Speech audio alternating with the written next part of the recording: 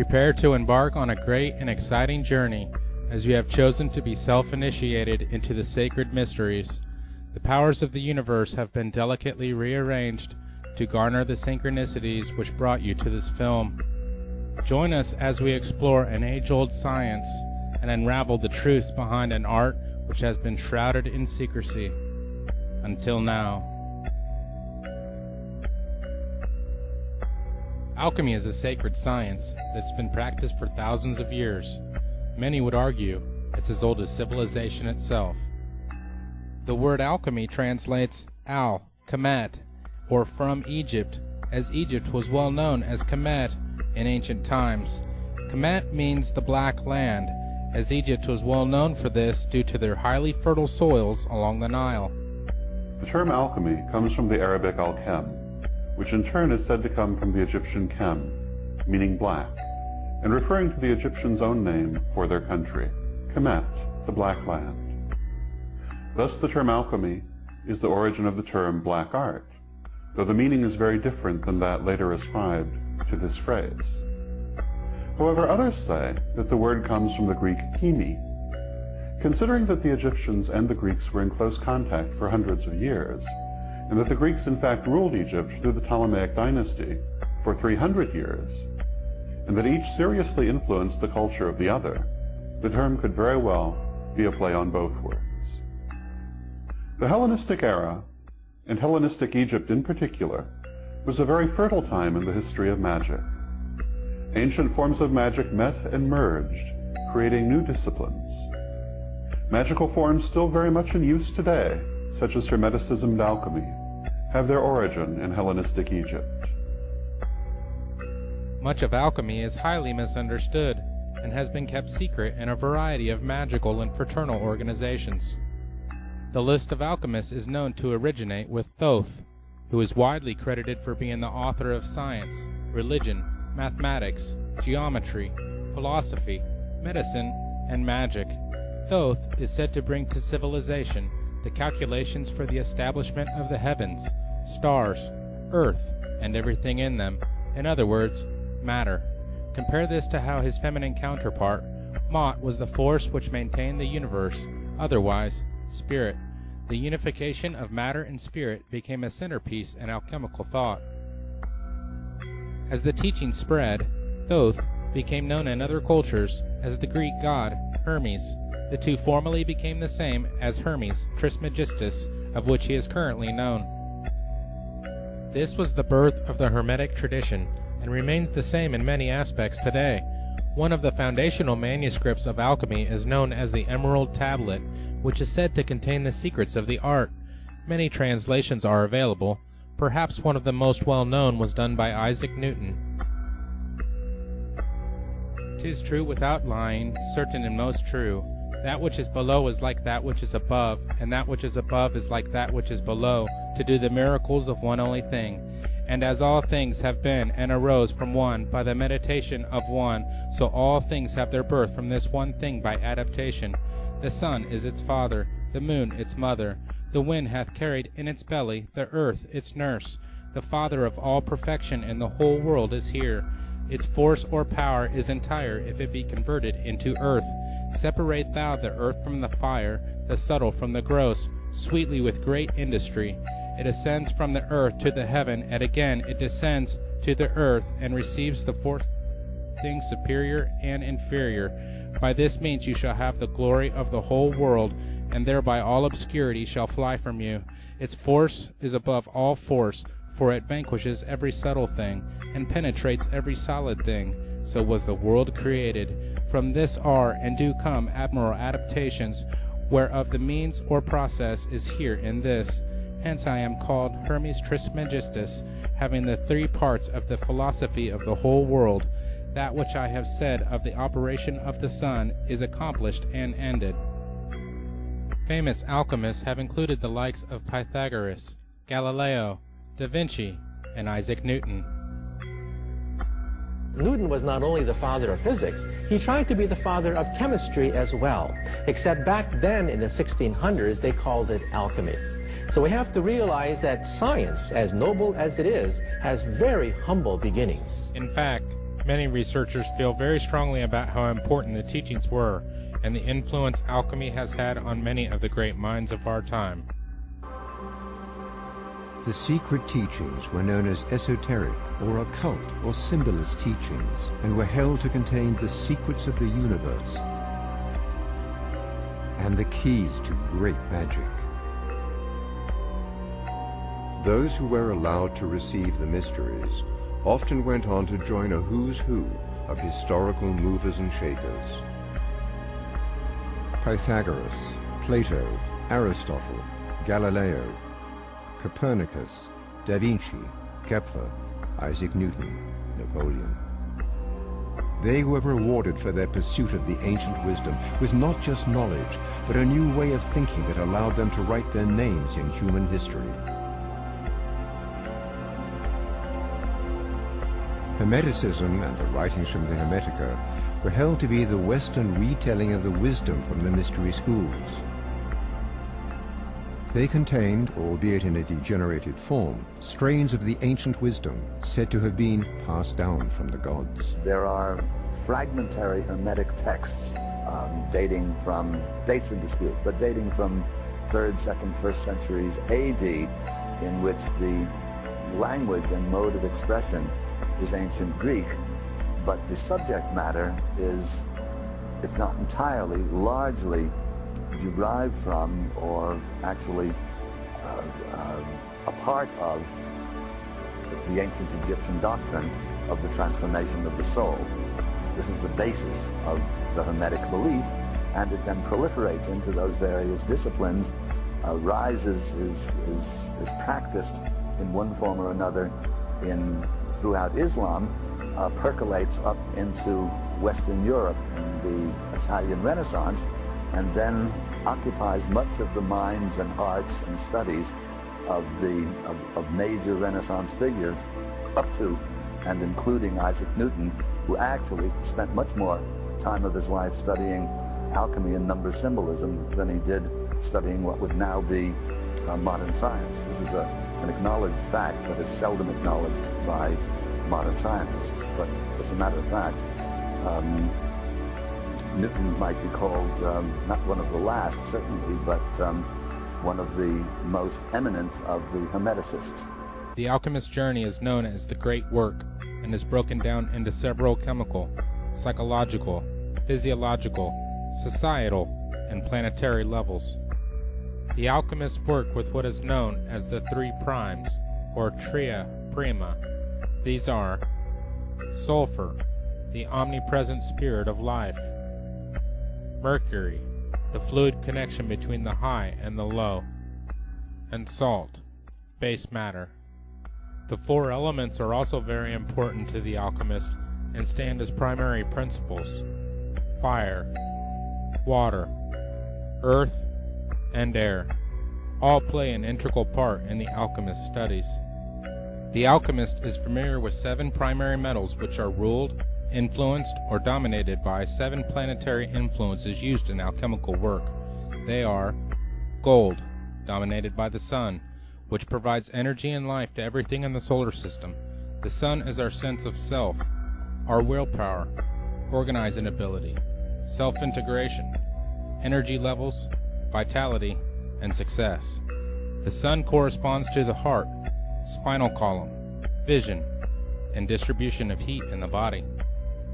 Silver, dominated by the moon, which influences water, growth, fertility, conception, emotions, instinct, subconscious, psychic phenomenon, collective consciousness, rhythms and cycles, genetics, and cultural heritage.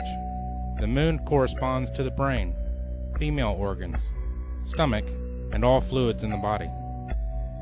Copper, dominated by Venus, which influences herbalism, spagyrics, magic, arts, music, poetry, design, theater, harmony, proportion, integration, meditation of opposites into a whole, odors, perfumes, and love. Venus corresponds to the skin, kidneys, perspiration, transformation and enrichment of substances within the body, sexual organs, and smell. Iron, dominated by Mars, which influences intense and often violent energy that brings dynamic power to all it encounters. It increases psychic ability as well as motion and power in the physical realm. Mars corresponds to the muscular system, male sexual organs, marrow, blood formation, adrenaline, and the purging of the body to maintain health. Tin, dominated by Jupiter, which influences good health, wealth, philosophical and religious matters, ceremony, and the enjoyment of life. Jupiter corresponds to the liver, arteries of the stomach and abdomen, digestion and assimilation of oxygen and nutrition, antibiotic functions, cell growth, and general energy levels. Mercury, dominated by Mercury, which influences communication, commerce, initiation into the mysteries, alchemy, Kabbalah, astrology, magic, writing, transmission of information, nerves, dexterity, mental skills, and speedy distribution of energy. Mercury corresponds to the nerves, speech, hearing, coordination between thoughts and speech or actions, throat, thyroid, nervous system, and spinal fluid. Lead, dominated by Saturn, which influences old age, chronic disease, karma, and learning. Saturn corresponds to the bones, teeth, spleen, hair, minerals in the body, joints, and flexibility. Calcination is the first of the following 7 major operations in the alchemy of transformation. Chemically, the calcination process involves heating a substance in a crucible or over an open flame until it is reduced to ashes. In the Arcanum experiment, calcination is represented by sulfuric acid, which the alchemist made from a naturally occurring substance called vitriol. Sulfuric acid is a powerful corrosive that eats away flesh and reacts with all metals except gold. Psychologically, this is the destruction of ego and our attachments to material possessions. Calcination is usually a natural humbling process, as we are gradually assaulted and overcome by the trials and tribulations of life, though it can be a deliberate surrender of our inherent hubris gained through a variety of spiritual disciplines that ignite the fire of introspection and self-evaluation. Physiologically, the fire of calcination can be experienced as the metabolic discipline or aerobic activity that tunes the body, burning off excesses from overindulgence and producing a lean, mean fighting machine. Calcination begins in the base or lead chakra at the sacral cup of the base of the spine. In society, the calcination is expressed in the lives of revolutionaries, conquerors, and other warriors who try to overthrow the status quo. On the planetary level, it is the fire of creation, the formation of a livable environment from molten matter and volcanic ashes.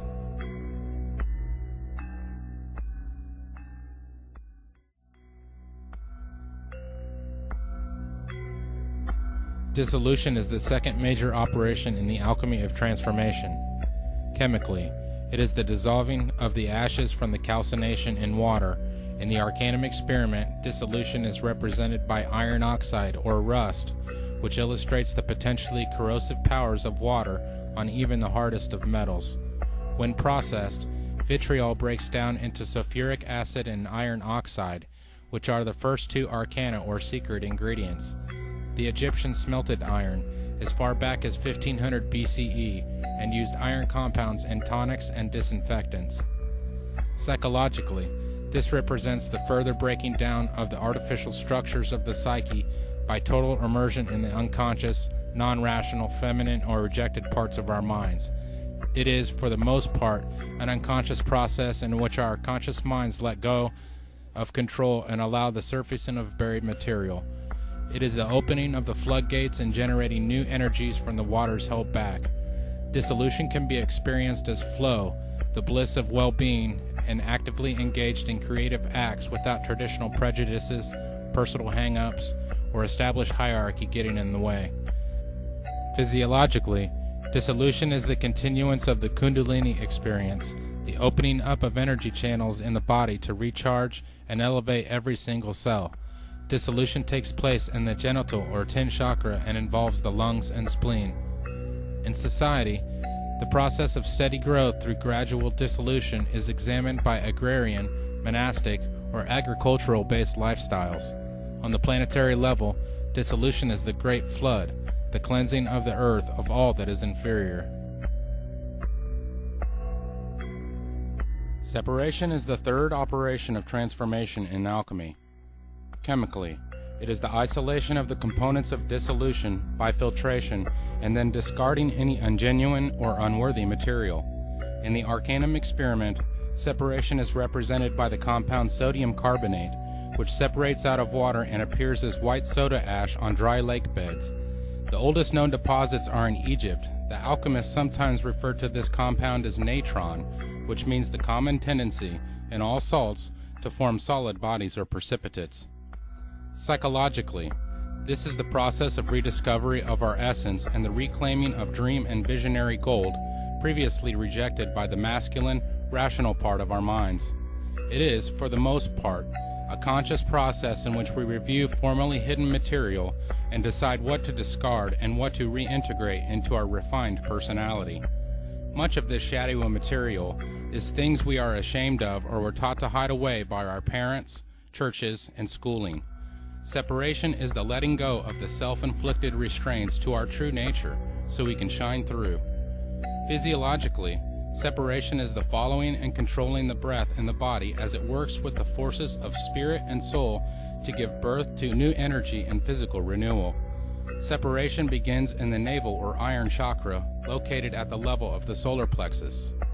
In society, separation is expressed as the establishment of clans, cities, and nationalities.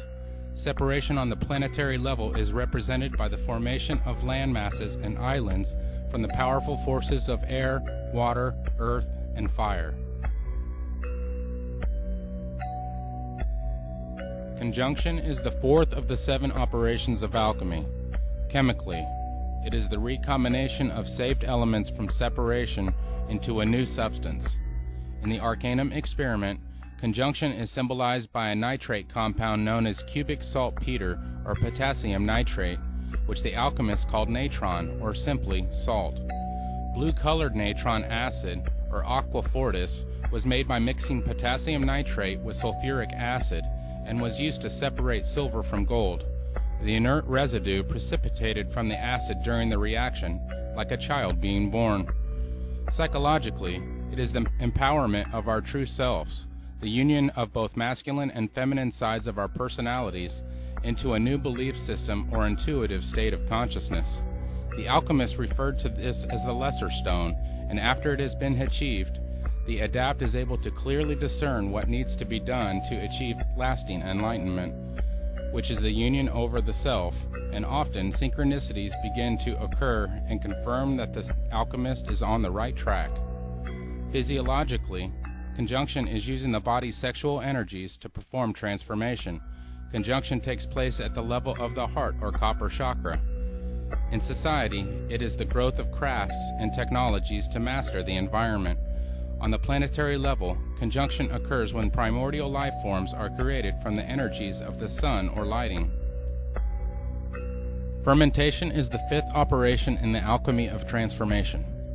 Fermentation is a 2-step process that begins with the putrefaction of the hermaphroditic child from the conjunction, resulting in its death and resurrection to a new level of being. The fermentation phase then begins with the introduction of new life into the product of conjunction to strengthen it and ensure its survival.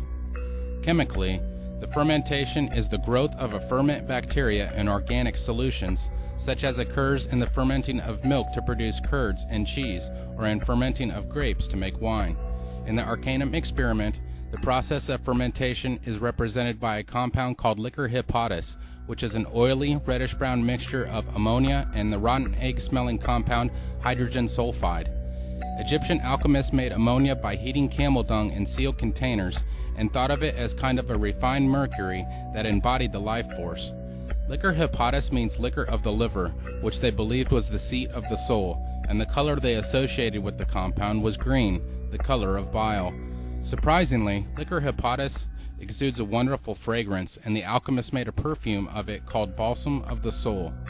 Psychologically, the fermentation process starts with the inspiration of spiritual power from above that reanimates, energizes, and enlightens the alchemist. Out of the blackness of his putrefaction comes the yellow ferment, which appears like a golden wax flowing out of the foul matter of the soul. Its arrival is announced by a brilliant display of colors and meaningful visions called the peacock's tail.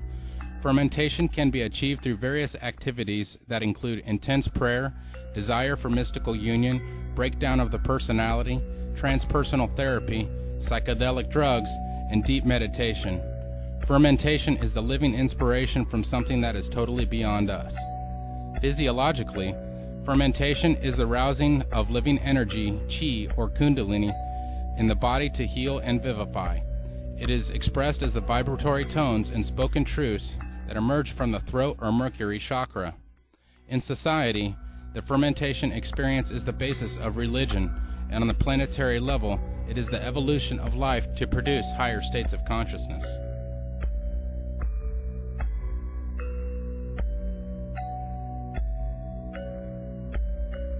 Distillation is the sixth major operation in the alchemy of transformation. Chemically, it is the boiling and condensation of the fermented solution to increase its purity, such as takes place in the distilling of wine to make brandy. In the Arcanum experiment, distillation is represented by a compound known as black pulvis solaris, which is made by mixing black antimony with purified sulfur. The two immediately clump together to make what the alchemists called a bezoar, a kind of sublimated solid that forms in the intestines and the brain.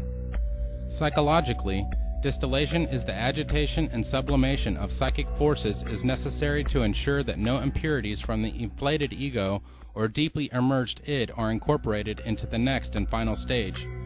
Personal distillation consists of a variety of introspective techniques that raise the content of the psyche to its highest level possible, free from the sentimentality and emotions, cut off from even one's personal identity. Distillation is the purification of the unborn self, all that we truly are and can be.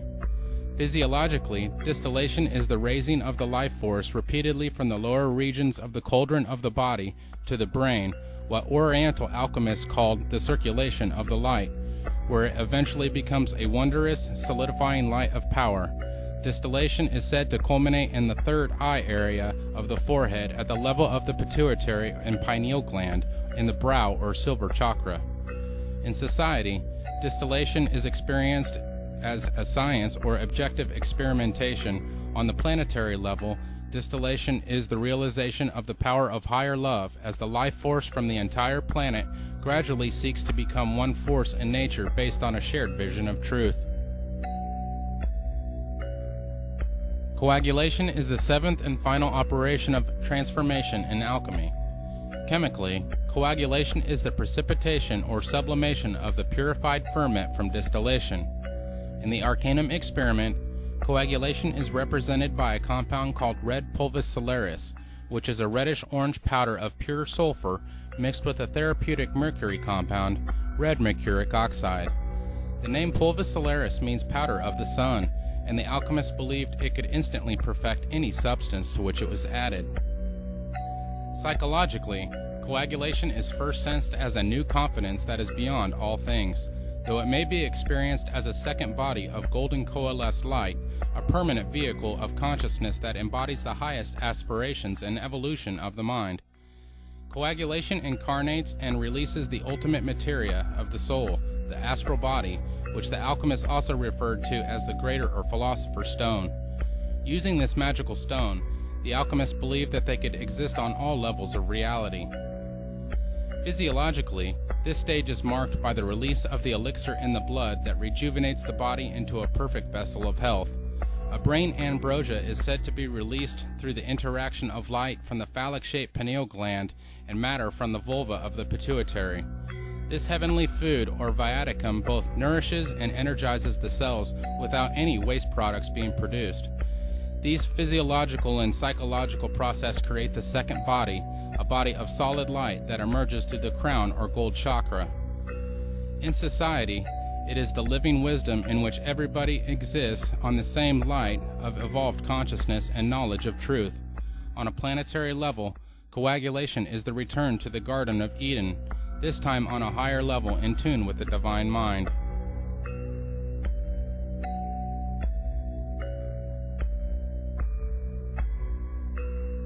Most people have a very mistaken view of what alchemy is, based largely upon the caricatures of its enemies and the misunderstandings of the uninformed.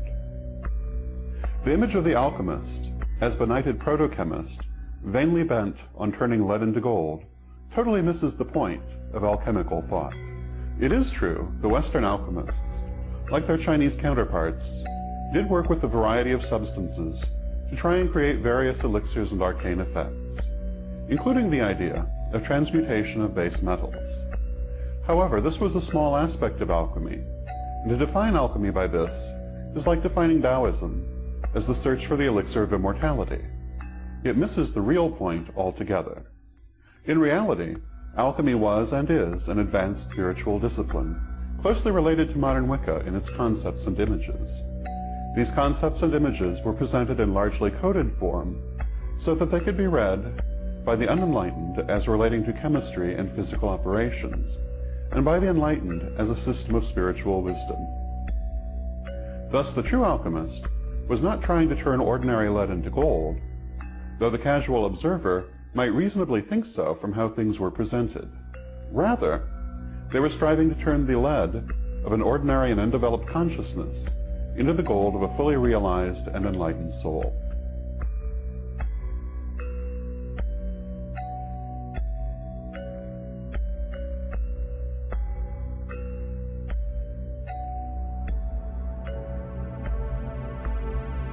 The successful result of the alchemical process was the creation of the Philosopher's Stone. Like a true symbol, the steps can be applied to many things. It is the process, the machine. What you put into it metaphorically will undergo the archetypal steps if carefully attended by the alchemist and culminate in a higher state, the alchemical gold, charcoal into diamond. When we use charcoal as the focus of an alchemical operation, we begin by recognizing that its essential ingredient, carbon, is the materia prima that will emerge perfected as the diamond. When the charcoal undergoes the cleansing fire and a stress of geological proportions, it is hardened into a perfect, impenetrable diamond. It becomes itself the geometric map of perfect universal order. From the highest spiritual registers to the lowest physical realms, the universal order can be seen as the lattice which guides the growth of the vine, as an archetype that guides and supports life on the material plane. While many agents can be introduced into this machine and undergo the archetypal steps to its perfection, the one to which the most closely guarded alchemical allegory and occult laws addressed is consciousness itself. This is the essence of the great work, the application of this special key to this mysterious universal formula. The key directs the alchemical process to the materia prima of our very consciousness, our awareness, ourselves, mental selves, or spiritual selves. Consciousness is the materia prima.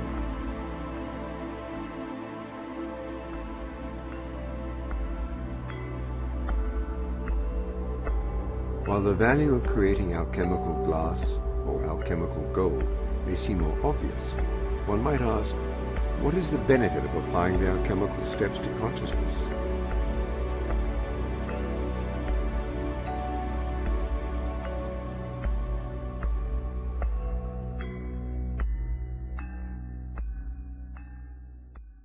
Like modern Wicca, Alchemy saw the world as a male-female duality.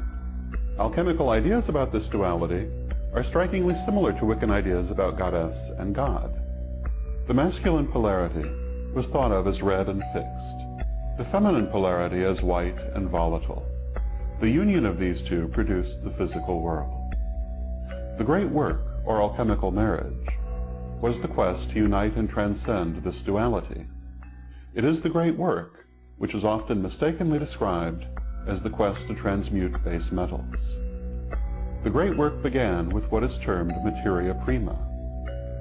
This is the ordinary state of being, the lead in the analogy. The great work ended in the creation of the philosopher's stone. This is enlightenment, or the gold of the analogy. The materia prima was considered to have both a masculine and a feminine aspect, which were in opposition within it, until brought into alignment through the great work, hence the term alchemical marriage. The great work has three main parts: the nigredo, the albedo, and finally the rubedo. These correspond to the sacred colors of the Wiccan goddess: black, white, and red. In addition, a fourth stage, called the cauda pavonis, marked the transition between nigredo and albedo. Symbolically, the materia prima was placed into an athanor, or alchemical furnace, which subjected it to steady pressure and reduced it to its constituent parts. This residue was the nigredo, the destruction of preconceived forms considered necessary for new growth to occur. What this really means is that before one can grow spiritually, one must first eliminate old ideas and limitations. As the Zen Buddhists say, only an empty bowl can be filled. Alchemists described this principle through the maxim, "No generation without corruption," an idea similar to the Wiccan "To rise you must fall." New growth cannot take place until the old is cleared away. The nigredo then fermented until at length the cauda pavonis occurred. This was portrayed as a light show of many colors. This means that when we have purified ourselves of old ideas, we may then experience many new ideas, and indeed will at first run riot with them, learning all we can from all sources. During this period, we may in fact be bedazzled or blinded by the newfound light. But through the application of self-control, we can learn to discern what is helpful to our growth and what is merely entertaining.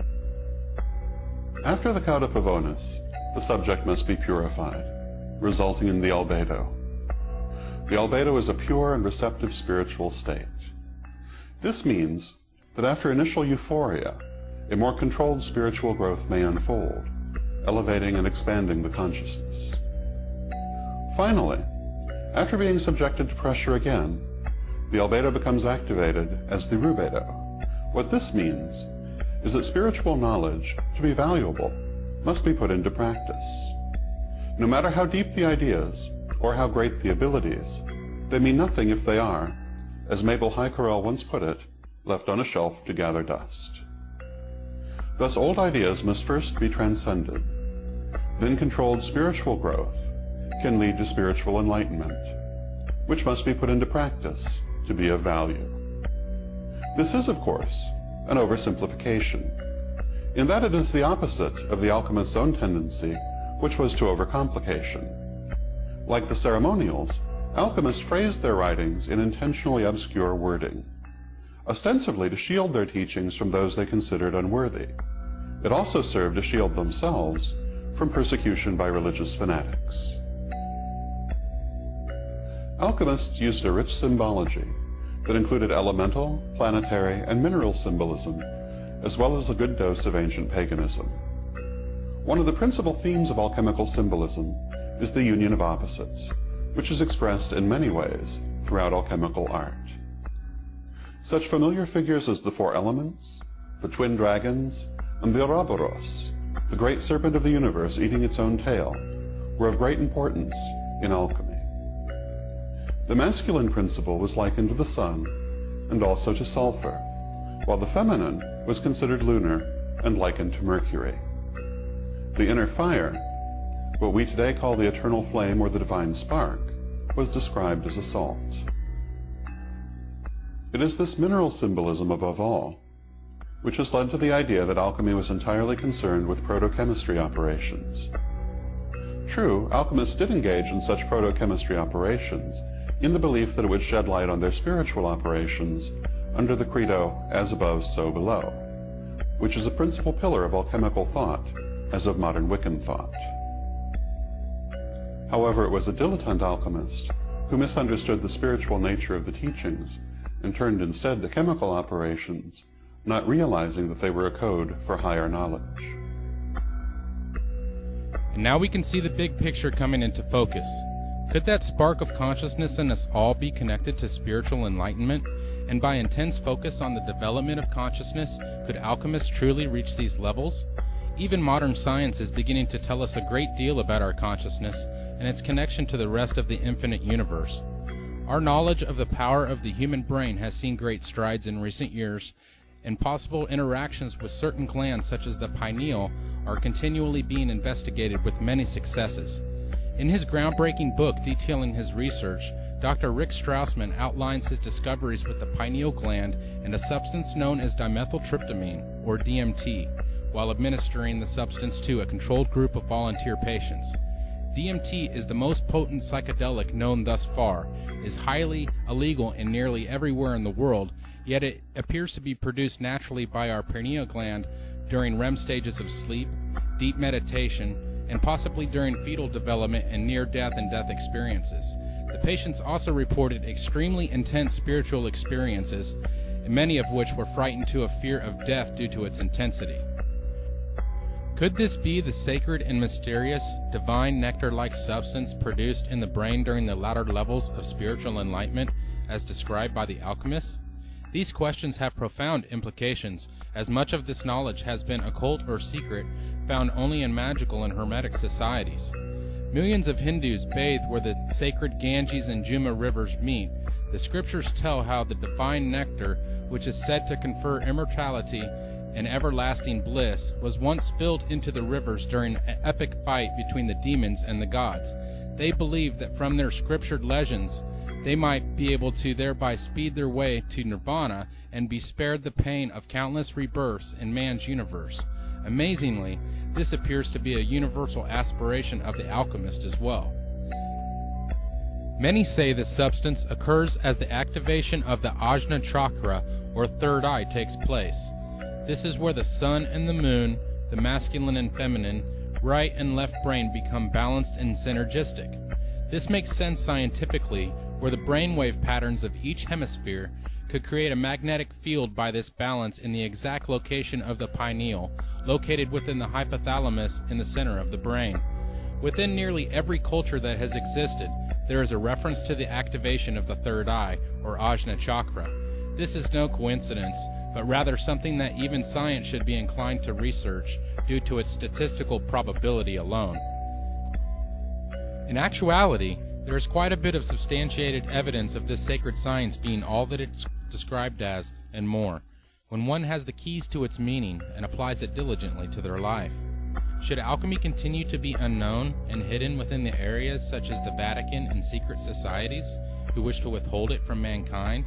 Or should the knowledge and light be given to those that seek, as Prometheus did when he stole the fire from Zeus and gave it to mankind?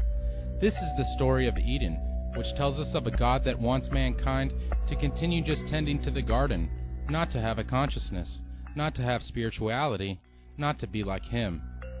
It is our destiny to re-enter Eden, and freely eat from the tree, and drink from the waters of life. As it is written, surely we will not die, but know that which God knows. By this we realize our true nature and divinity. We must understand that we are truly spiritual beings having a human experience, not humans trying to have a spiritual experience. It is a diligent alchemist who comes to understand the true nature of reality and become the master, the guru, the teacher in their physical, emotional, and spiritual growth, a master of their own destiny.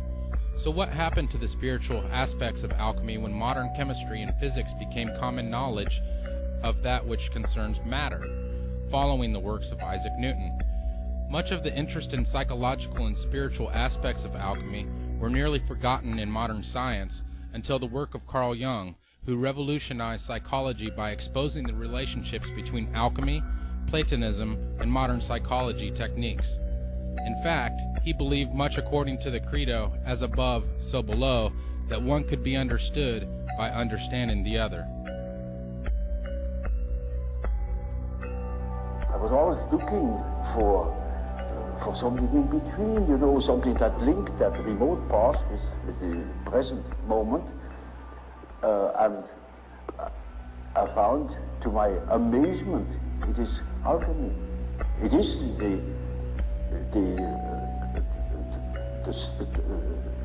the basis of our modern way of perceiving things. And therefore, it is as if it were right under the threshold of consciousness. This is a wonderful picture of how the development of archetypes, that means the movement of archetypes,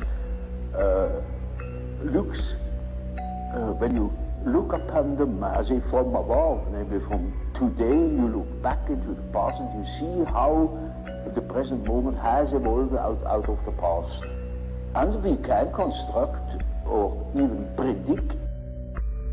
Modern-day philosopher and author Terence McKenna also did a great deal to revive spiritual alchemy and its connection to consciousness and our divine nature, which he consistently reiterated in his many lectures. Everything occurs in the presence of its opposite, and out of that there is generated the friction, the heat, and the light that all comes together in an indissoluble package as part of life. So what I want to talk to you about tonight, and how it relates to unfolding the stone, is the notion of alchemy, of all things. Alchemy, as I'm sure many of you know, is really the secret tradition of the redemption of spirit from matter. But many of you may imagine that alchemy is simply a discredited pre-scientific obsession of unbalanced minds interested in changing base metals into gold, lead into the stuff of commerce. This is the benighted reputation that alchemy has acquired in a century so given over to the literal and the material and the non-spiritual that it's lost all touch with the adumbrations of meaning that vibrate behind the perceptions of the alchemists. The central conception of alchemy is the conception of the philosopher's stone. What is it? It's the universal panacea at the end of time. It's the chocolate cake that your mother made once a week when you were a child. The panis supersubstantialis. It's all things to all men and all women. If you are hungry, you eat it. If you're dirty, you shower under it. If you need to go somewhere, you sit on it and you fly there.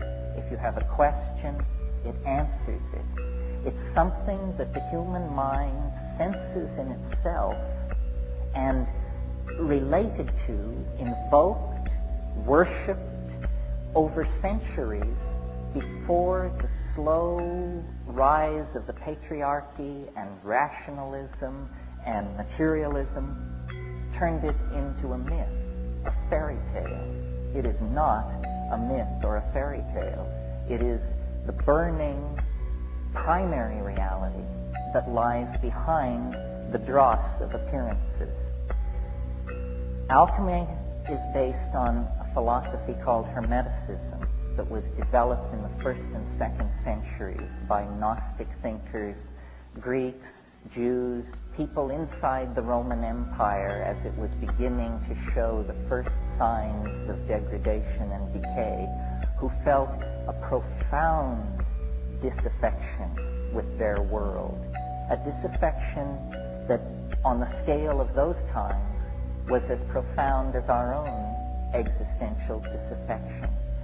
And the Hermetic philosophers drew back from the rise of Christianity with its doctrine of the fall of man and original sin and the stain of Adam and Eve and that whole thing, and took a different tack and made 2 points which I think we need to recover and live out for ourselves. And the first point was that man, which means men and women, human beings, are divine beings, not lower than the angels, higher than the angels. The message of the alchemical and hermetic thinkers, and the Corpus Hermeticum actually uses the phrase, man is God's brother. We have no idea what it would mean in our own lives if we could throw off the notion of ourselves as fallen beings. We are not fallen beings. When you take into your life the gnosis of the light-filled vegetables, the psychedelic plants that have stabilized the sane societies of this world for millennia, the first message that comes to you is you are a divine being. You matter. You count. You come from realms of unimaginable power and light, and you will return to those realms. The second point that these philosophers wanted to make was that fate can be overcome. Fate can be overcome. Now, for the Greco-Hellenic world, what that meant was the starry engines of the machinery of fate that they saw strewn across the night sky, because they were intensely aware of the power of the zodiac, the stellar shells inhabited by demons that extended out to the unimaginable imperium of the All-Father that was beyond fate. And into that world of astrological fatedness, which is such a strong idea for the Greek mind, the Hermeticists announced fate can be overcome. And they had a novel answer for how this could be done. It can be done through magic, a word not often enough heard in the present world. The overcoming of fate is achieved through magic, and then the stellar machinery becomes not an invasive force into one's life, but an empowering force. Now, some of us may believe in astrology and some of us may not. We are all strongly influenced by the notion of fate, of our powerlessness in an existential world. Jean-Paul Sartre said nature is mute, and we, embedded in the media-dense, message-dense, programming-dense matrix of these hyper-societies that we have created, often feel, I think, like hapless atoms, running endlessly according to the blueprints and programs of unseen masters, whether it's the banking industry, Madison Avenue, whoever. We tend to disempower ourselves. We tend to believe that we don't matter. And in the act of taking that idea to ourselves, we give everything away to somebody else, to something else. So the rebirth of a sense of the stone and its possibility within each of us entails these two ideas: our divinity and our power to overcome fate. There is no inevitability in our lives unless we submit to the idea of inevitability and then give ourselves over to it. The practice of transcending time and consciousness was also very prevalent in South America, with the Maya in particular, where clocks of stone were designed, created, and heavily used for the purposes of conquering time and consciousness. This also seems to be closely associated with the detailed understanding of astrology and how the earthly realm and spirit realm are connected. Needless to say, the universal truths found in the path of alchemy are deeply embedded in some way into almost every culture.